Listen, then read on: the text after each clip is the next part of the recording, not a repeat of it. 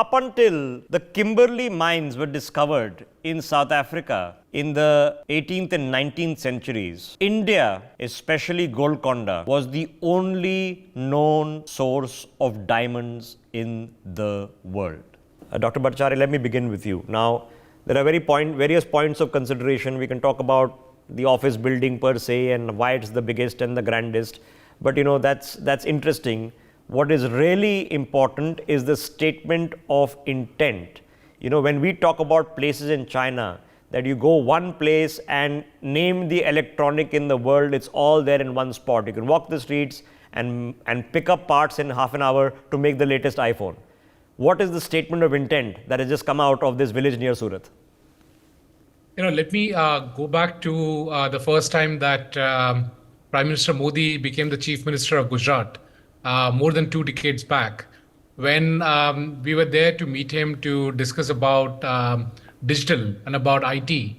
And he had to then explain what we were telling to other people in his cabinet and his coterie. And he said, look, when you go to Lakshmi Bazaar, you get all the textiles and everything at one place. And that's what we need to do. So what the Diamond, the Bourse and the buildings kind of reflect is the Prime Minister's thought process, which he had for over 2 decades, that there needs to be concentration of industry, which then states the intent of what the set of people want to do. And therefore, resonating what you just said, Rishabh, that if anybody wants to have anything to do with Diamond, they will perforce come down to this particular office complex, which is the biggest in the world. As you also mentioned, Antwerp seems to be running away with 84% of the trade of the rough cuts, whereas all the grunt work is being done in Surat. It is quite natural that where the grunt work is done is where the trade should happen. And, even though we have been suffering a little bit of a downturn because of the global conflicts, the rough cuts not coming from Russia and so on and so forth, we are still, maintaining a very healthy industry, and we are the backbone of the diamond industry globally. So it is, a natural progression for us to move into the higher value of trade, which is into the diamond industry, which is actually trading the finished diamonds and trading the rough cuts and so on and so forth, and not just doing the cutting and polishing, which is also an important component, but that gives us the toehold to get into the larger industry. In order to do that, which is the trading of not just diamonds, but entire gems and jewelry, which is a extremely large industry globally, such an office complex gives the statement of intent.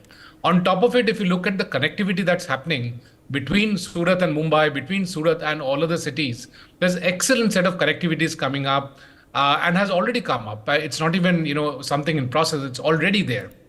Therefore, the safety and security needed again, to manage the diamonds, the safe houses needed, all of the infrastructure has come up in one single place.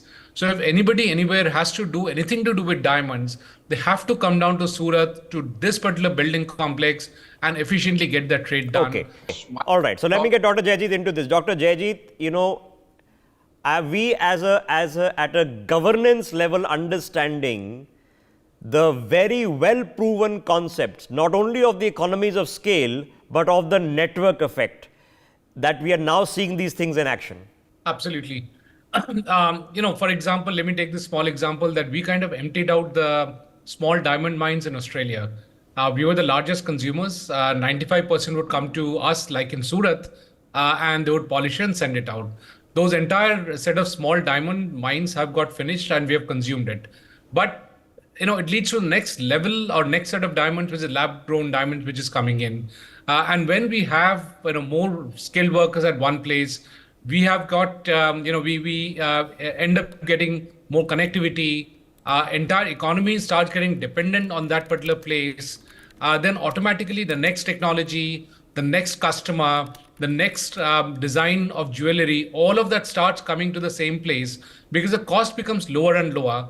And every time a new trader or a new exporter gets added, the total value of that ecosystem keeps going up and keeps going up in an exponential manner, which is exactly what you shared, Rishabh, is the network effect. And that's what's going to happen in this Surat office, where because of the sheer size of this office, the Lakshmi Bazaar effect will happen. I'll just use the words that our Prime Minister had used, where you send a signal that this is the place where all textiles and related material are being sold. So if you need textiles, you have to come to Lakshmi Bazaar. If you need diamonds or anything to do with diamonds, you have to come to this bazaar in Surat. So this is the scalar level of thinking. Why is London called the financial capital? What is Dubai trying to achieve?